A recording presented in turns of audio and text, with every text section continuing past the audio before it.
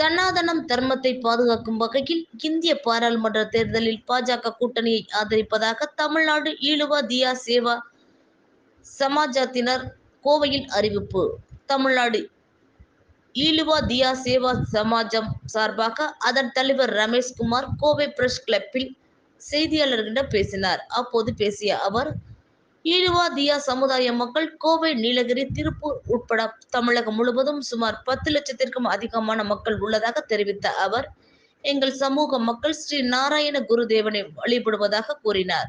ஸ்ரீ நாராயண குரு ஆன்மீகத்தையும் கல்வி அறிவையும் ஒருங்கே எங்களது சமுதாயத்திற்கு நல்கி வழி நடத்தியதாக தெரிவித்த அவர், சமீப காலமாக ஆன்மீகத்தில் சனாதன தர்மத்தை பின்பற்றி வாழ்ந்து வரும் எங்களது மனதை சில மூத்த அரசியல்வாதிகள் இந்துக்களை மட்டும் மையப்படுத்தி அருவருக்கத்தக்க வகையிலும் ஆபாசமான வகையிலும் விமர்சித்ததாக வேதனை தெரிவித்தார்.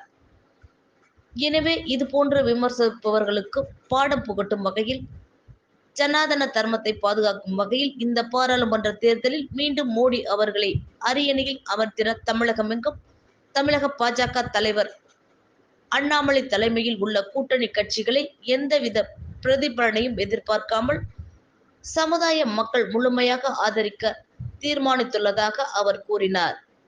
இந்த சந்திப்பின் போது பொதுச் செயலாளர் ராகவன், பொருளாளர் சண்முகம் ஆகியோர் உடனிருந்தனர்.